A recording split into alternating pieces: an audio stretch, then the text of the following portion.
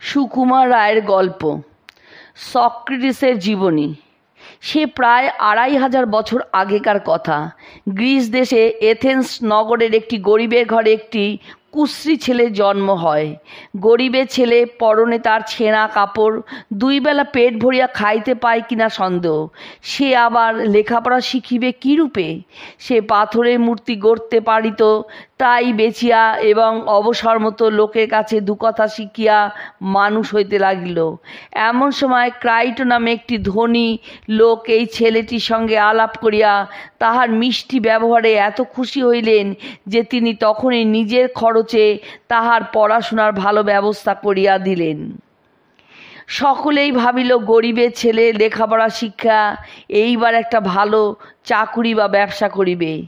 Athens নগরে তখন একদল লোক থাকিত, তাহাদের ব্যবসা ছিল পণ্ডিতি করা। তাহারা লোকের কাছে পয়সা লইয়া আড্ডা খুলিত এবং সেইখানে বড় বড় কথা আওড়াইয়া চুলচেরা তর্ক করিয়া নানা রকম বিদ্যার ভরং দেখাইত। তাহাদের বোলচালে ভুলিয়া লোকে মনে করিত না জানি তাহারা কত বড় পণ্ডিত। একটু বয়স হইলেই সেই গরিবের ছেলে এই পণ্ডিত মহলের পরিচয় লইতে আসিলেন। মুখে মিষ্টি মিষ্টি কথা, নিতান্ত ভালো মানুষটির মতো আস্তে আস্তে প্রশ্ন করেন যেন তিনি কিছুই জানেন না। কিন্তু তাহার প্রশ্নের ঠেলায় পণ্ডিতের দল অস্থির হইয়া পড়িলেন। তাহার সঙ্গে তর্ক করিতে গিয়া একজন পণ্ডিত এমন নাকাল হইয়া আসিলেন যে দেখতে দেখতে তাহার নাম চারিদিকে ছড়াইয়া পড়িল। খালি পা, মোটা কাপড় পরা, খাঁদা বেটে গরিব লোকটিকে রাস্তায় ঘাটে সকলেই চিনিয়া ফেলিল। তিনি পথে বাহির হইলে সকলে দেখাইয়া দিত ওই সক্রেটিস। দেখিতে দেখিতে এই সব মূর্খ পণ্ডিতদের উপর সক্রেটিসের ঘোর অশ্রদ্ধা জন্মিয়া গেল। তিনি ভাবিতে লাগিলেন, হায় হায়, এইসব অপদার্থের হাতে পড়িয়া এথেন্সের ছেলেগুলি একেবারে মাটি হইয়া গেল। ইহারা কেবল কথা কাটাকাটি করিতে শিখিল, কেহ জ্ঞান লাভ করিতে চায় না, মানুষের মতো মানুষ হইতে চায় না, শুধু লোকের কাছে নাম কিনিতে চায়, ছলে বলে ক্ষমতা জাহির করিতে চায়। সক্রেটিস তেজের সহিত চারিদিকে বলিতে লাগিলেন, এমন করিয়া কোনো মানুষ বড় হইতে পারে না। কেবল টাকা করি ও যশমানের জন্য ছোটাছুটি করিও না। ধর্মপথে থাকো এবং জ্ঞান লাভ করো, নহিলে তোমরা অধঃপাতে যাইবে। লোকে অবাক হইয়া গরিবের মুখে এই সকল কথা শুনিত এবং যে একবার আসিত সেই তাহার কথায় ও আশ্চর্য ব্যবহারে মুগ্ধ হইয়া যাইত। দেখিতে দেখিতে সক্রেটিসের অনেক বন্ধু ও শিষ্য জুটিয়া গেল। শহরের অনেক বড় বড় লোক পর্যন্ত তাহার কাছে যাতায়াত আরম্ভ করিল। কোনো বিদেশি রাজা অনেক টাকার লোভ দেখাইয়া সক্রেটিসকে তাহার নিজের সভায় লইতে চাহিলেন, কিন্তু সক্রেটিস বলিলেন, আমি এ অনুগ্রহ লইয়া আপনার কাছে ঋণী থাকিতে চাহি না। আমার টাকারই বা প্রয়োজন কি? এই এথেন্স শহরে অতি অল্প খরচে দুবেলা আহার করিয়া থাকা যায়, আর কাছেই ঝর্ণার জল, তাহার জন্য পয়সা দিতে হয় না। সুতরাং আমার তো কোনো অভাব দেখি না। সে সময় গ্রিস দেশে প্রায় যুদ্ধ বিগ্রহ চলিত। একবার কোনো এক যুদ্ধে সক্রেটিসকে পাঠানো হইল। যাহারা যুদ্ধ করিতে গিয়াছিল তাহাদের মধ্যে অনেকেই দেশে ফিরিয়া সক্রেটিসের আশ্চর্য শক্তির প্রশংসা করিতে লাগিল। ঘোর শীতের সময়ে যখন বরফে সকল দিয়া ঢাকিয়া ফেলে, লোকেরা কম্বলের গায়ে জামা দিয়া শীতে কাঁপিতে থাকে, সক্রেটিস তাহার মধ্যে খালি পায়ে সামান্য কাপড় পরিয়া অনায়াসে ঘুরিয়া বেড়াইতেন। ডেলিয়ামের যুদ্ধে যখন শত্রুপক্ষ সক্রেটিসের দলকে হটাইয়া দিল, তখনকার একজন প্রসিদ্ধ যোদ্ধা বলিয়াছিলেন, সেই বিপদের সময় সক্রেটিসের শান্ত চেহারা ও নিশ্চিন্ত হাসি মুখ দেখিয়া এথেন্সের লোকেদের মনে আবার সাহস ফিরে আসিল। শত্রুপক্ষের সৈন্যরা চারিদিকে মারধর করিতেছিল, কিন্তু সক্রেটিসের কি আশ্চর্য তেজ! তাহার কাছে ঘেঁষিতেও কেউ সাহস পায় নাই। সক্রেটিস নিজে গরিবের গরিব, কিন্তু সারা জীবন সকলকে বিনা পয়সায় শিক্ষা দিতেন। এত বড় পণ্ডিত, কিন্তু তাহার মধ্যে অহংকারের লেশ মাত্র ছিল না। কেহ তাহাকে রাগ করিয়া কথা বলিতে শোনে নাই, নিজের সামান্য কর্তব্যটুকু অবহেলা করিতে দেখে নাই।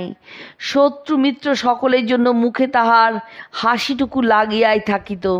কেহ কড়া কথা বলিলে বা মিথ্যা গালাগালি করিলে তিনি তাহাতে বিরক্ত হইতেন না। কত দুষ্ট লোকে তাহার উপদেশ শুনিতে গিয়া কাঁদিয়া ফিরিত। তাহার মুখের একটি কথায় কত অন্যায় কত অত্যাচার থামিয়া যাইত। দুঃখ বিপদের সময় কত দূর হইতে কত লোকে তাহার পরামর্শ শুনিবার জন্য ছুটিয়া আসিত। যাহা ন্যায় বুঝিব তাহাই করিব, এ কথা তাহার মুখেই শোভা পাইত। কারণ তাহার যেমন কথা তেমনি কাজ। এমন সাধু লোককে যে সকলে ভালোবাসিবে, ঋষি বলিয়া ভক্তি করবে, তাহাতে আশ্চর্য কী। কিন্তু সক্রেটিসের শত্রুর অভাব ছিল না। একদল লোক কেহ হিংসায়, কেহ রাগে, কেহ নিজের স্বার্থের জন্য সর্বদা তাহার অনিষ্ট করিত। সক্রেটিসকে সে কথা জানাইলে তিনি তাহা হাসিয়া উড়াইয়া দিতেন। একবার সে দেশের শাসনকর্তারা তাহাকে হুকুম দিলেন, আমরা অমুককে সাজা দিব, তুমি তাহার খোঁজ করিয়া দাও। সক্রেটিস তাহাদের মুখের উপর বলিলেন, আমি অন্যায় কাজে সাহায্য করি না। শাসনকর্তারা চটিলেন। আর একবার এথেন্সের লোকেরা কয়েকজন সেনাপতির উপর খেপিয়া জুলুম করিয়া বিনা বিচারে তাহাদের মারিতে চাইয়াছিলেন। একমাত্র সক্রেটিস ছাড়া সে কার্যে বাধা দিতে আর কাহারও সাহস হয় নাই। এই ব্যাপারে তাহার অনেক শত্রু জুটিল। পণ্ডিতের দল তো আগে হইতেই খেপিয়াছিল। তারপর যখন চারিদিক হইতে নানা শ্রেণীর লোকে সক্রেটিসের কাছে ঘন ঘন যাতায়াত করিতে আরম্ভ করিল, তখন শাসনকর্তারা ভাবিলেন, ইহার মনে নিশ্চয় কোনো মতলব আছে। এ হয়তো কোনো দিন এই সকল লোককে খেপাইয়া একটি গোলমাল বাঁধাইয়া তুলিবে। তাহারা সক্রেটিসকে শাসাইয়া দিলেন, খবরদার, তুমি এথেন্সের যুবকদের সঙ্গে আর কথাবার্তা বলিতে পারিবে না। সক্রেটিস তাহাতে ভয় পাইবেন কেন? তিনি পূর্বেরই মতো উৎসাহে সকলকে শিক্ষা দিতে লাগলেন। যাহারা জ্ঞানের অহংকার করিয়া বেড়ায় তাহারাই যথার্থ মূর্খ। তাহারা অন্যায় করিয়া দেশের আইনকে ফাঁকি দেয়। তাহারা জানে না যে ভগবানের কাছে ফাঁকি চলে না। যে মানুষ খাওয়ায় পড়ায় অল্পতেই সন্তুষ্ট, সহজভাবে সরল কথায় সৎ চিন্তায় সময় কাটায়, সেই সুখী। আধপেটা খাইয়াও সুখী, মানুষের নিন্দা অত্যাচারের মধ্যেও সুখী। এমনি করিয়া ঋষি সক্রেটিস 72 বৎসর বয়স পর্যন্ত যুবকের মতো উৎসাহে নিজের কাজ করিয়া গেলেন। ইহার মধ্যে সক্রেটিসের শত্রুপক্ষে ষড়যন্ত্র করিয়া তাহার নামে মিথ্যা নিন্দা রটাইয়া এথেন্সের বিচার সভায় তাহার বিরুদ্ধে অন্যায় নালিশ উপস্থিত করিল। শত্রু দল যে যেখানে ছিল সকলে হাঁ হাঁ করিয়া সাক্ষ্য দিতে আসিল, সক্রেটিস বড় ভয়ানক লোক, সে এথেন্সের সর্বনাশ করিতেছেন। অন্যায় বিচারে হুকুম হইল, সক্রেটিসকে বিষ খাওয়াইয়া মার। সক্রেটিসের বন্ধুরা বললেন, হায় হায়, বিনা দোষে সক্রেটিসের শাস্তি হইল।